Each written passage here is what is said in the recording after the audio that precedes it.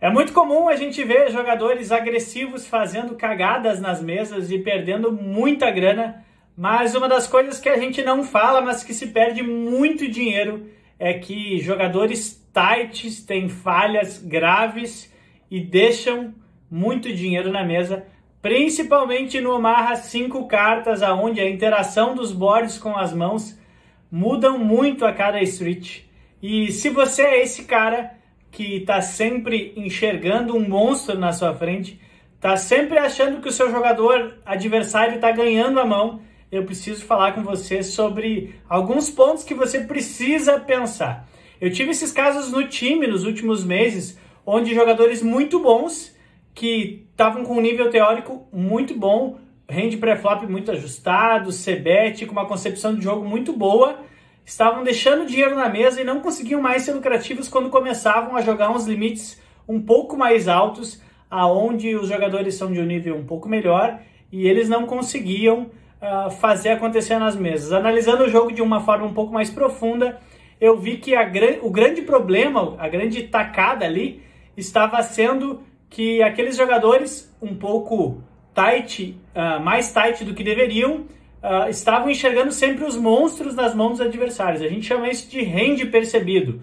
Quando a gente estava com um jogador nosso tight na mesa, jogando contra um oponente, ele não conseguia compor a mão do oponente, a não ser o topo do range. Vou dar um exemplo de hold'em para ficar mais fácil, que é aquela mão que você tem o rei-rei, abre reis e bate o as na mão, e você sempre acha que o oponente pode ter o as. E no Omaha 5 Cards isso acontece com muito mais frequência, porque bate as pontas a todo momento, bate o flush a todo momento e dobra a todo momento, e você tem 5 cartas e o teu oponente também, você pode fazer isso gerar uma confusão na mesa.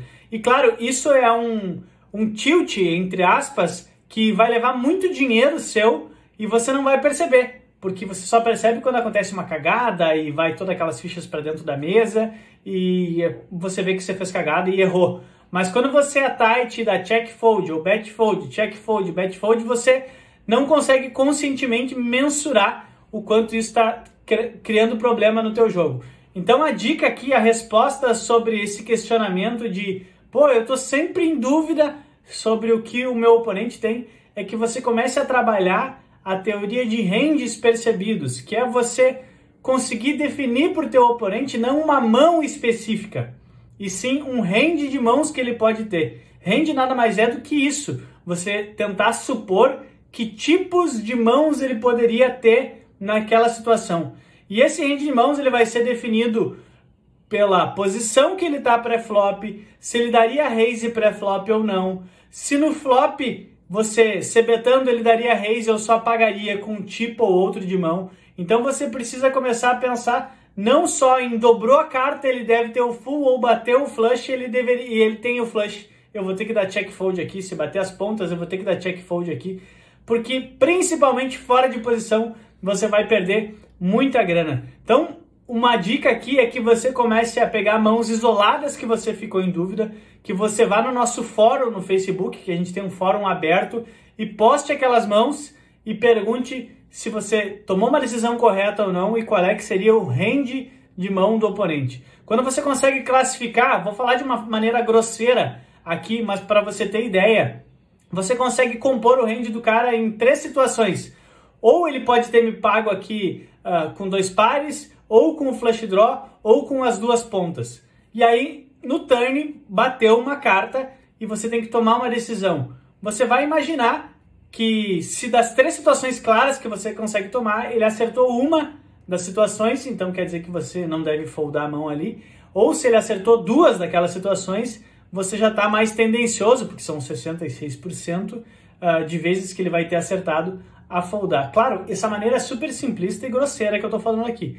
Mas a minha atenção nesse vídeo é para que você comece a estudar range de mãos. É um próximo passo.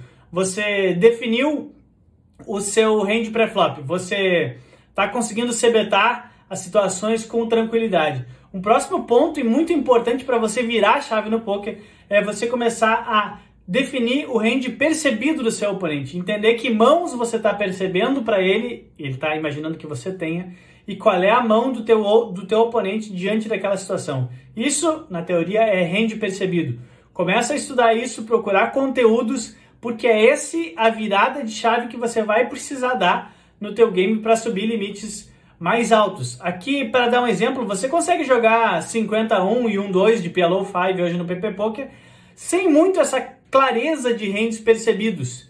Mas para você ser vencedor numa 2, 4, 3, 6 e daí por diante, você vai ter que usar spots um pouco mais complexos e os spots ficam claros quando você consegue definir o hand percebido do seu oponente e o hand que ele percebe que você tenha. Então, procura conteúdo sobre isso, principalmente se você não achar muito conteúdo, que eu sei que o mercado está carente disso, você usa os colegas que você tem de poker, você usa a comunidade da Academia Brasileira de Omaha para fazer perguntas sobre mãos específicas e tentar entender o porquê das situações ali, de acordo com as mãos que a gente pressupõe que o oponente tem e que também a mão que ele pressupõe que a gente tem.